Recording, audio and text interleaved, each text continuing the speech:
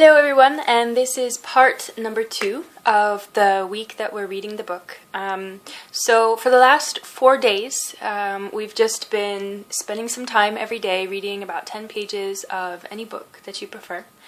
And so for the 5th day of this one, it's going to be for January 27th. We're going to do 10 minutes of fixity before we go into reading the book. So if you don't remember what fixity is, you're going to sit in a room by yourself with no music playing, no TV on, cell phone off, and you're just going to sit comfortably and you're going to fix your gaze on a point in front of you on the floor. And you're not going to move. You're going to observe the urge to sneeze or itch, or scratch your itch. You're going to observe how the mind just wants to stay active and you stay focused on this point. And you keep coming back to this point. You let your mind go, it's okay. But don't fall into the fantasy and the images that your mind puts out. So that's fixity. And you do this for 10 minutes right before you start reading your book. So just a brief recap. We're going into observing our identity in the next few weeks, and part of your identity is how you interact with the world, how you live your experiences, and how important they are to actually function in the world. So if you read a book about something that you have never experienced before, mostly you'll be kind of indifferent because you don't really know what the characters are experiencing because you never have. But if they're experiencing fear or guilt or some other base emotion, you'll get that. You'll be able to relate because pretty much everyone, unless they really completely ignore it, they have all experienced relatively the same emotions. They experience them in different ways, but the base emotion is still there. So we can spot when someone is afraid because we have experienced it ourselves. And we can spot when someone is happy because we ourselves have experienced that. So when you read a book, they are just words on a page. That's really all they are. The reason that we start to develop relationship with the characters or a sense of familiarity with the information in the book is because we've gone through something in our life that we can relate to that's happening in this book. So after you do your 10 minutes of fixity and you start reading your book, just kind of remember how it felt to read this book in the last few days. And because fixity gives you a bit more clarity in your mind, it allows your thoughts to just go instead of repressing them or trying to stop them. Your mind is going to be a bit more clear. So when you read the book for January 27th, you're going to observe yourself and how you interact with the characters in the book, or how you relate to the experience that's being portrayed in the book. And try to find something in your life that you felt similar to what's going on in this book. And you don't have to do anything with it, just observe it. Just be like, oh, okay. Find that understanding of how you can relate to the characters in the book or the experiences happening in the book. Find it in your own life.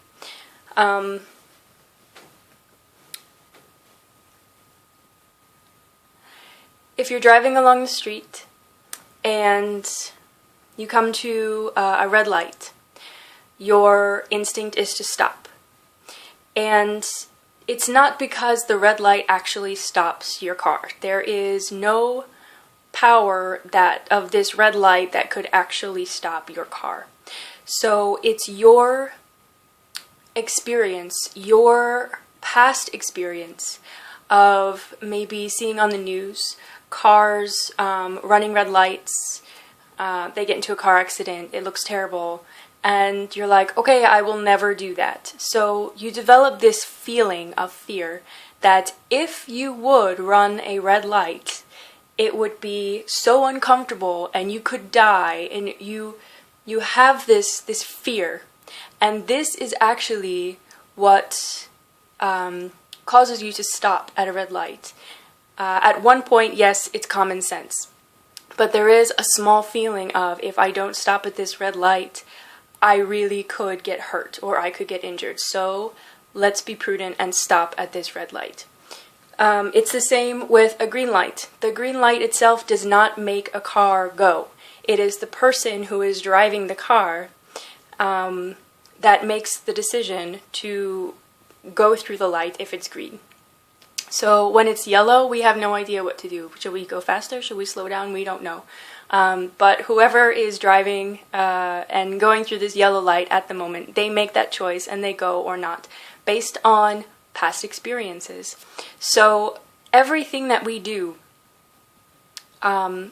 pretty much everything that we do, we relate to our surroundings, to the people in front of us, to our job, to our friends, to ourselves, based on everything that we've lived before. And we're more comfortable with ourselves if we've already experienced it. We are very cautious when we are stepping into new territory. We feel uncomfortable. We feel like we don't belong. We become very proud, and we try to make ourselves look better than we really are, so we won't be rejected by this new surrounding. It's just an example. But reading a book, it's a very simple task, but we don't really think about why we enjoy the book so much or why we get bored with the book. It's because if we can relate to the characters or the experience being portrayed in the book, we like it. If we can't relate to the characters, we don't like it. So books are words on a page. They can describe a scenario, but if you are not familiar with any of those words or any of those experiences being portrayed, you won't understand, and you'll get bored, and you'll put the book down, and you'll move on to something else. So words are incredibly powerful. They trigger experiences in us. So the simple task of reading a book for these past 4 days is simply getting you attuned to the different experience going on in the book so you can observe it. And so for January 27th, once again, 10 minutes of fixity just to clear your mind a bit, and continue reading. And if you have any questions about this, you can go ahead and actually read or watch the previous video, the first video, and refresh yourself on the whole identity thing, since that's what we're getting into. It is one of the harder things to observe in ourselves and actually let go, because we get very comfortable with who we are, and we can't imagine that we want to be anywhere else because we're happy now. Why would we want to change that? It's not about changing yourself and leaving the happiness part of your experience. It's actually allowing yourself to be anywhere at any time in any situation and still be happy. So even if you're living a traumatic experience, you could still be at peace at least. You may not feel overwhelming joy because there is suffering. There is a feeling of pressure that builds up emotionally, and and then we perceive it as suffering. But it doesn't mean that we can't be at peace. Our mind can still function. We can still resolve the issue that's in front of us without having any problems surrounding that. So watch the previous video if you like. Continue reading your book, 10 minutes of fixity before, and I will get back to you in another day with something else to add to this as well, so you can observe reading a book in a different way.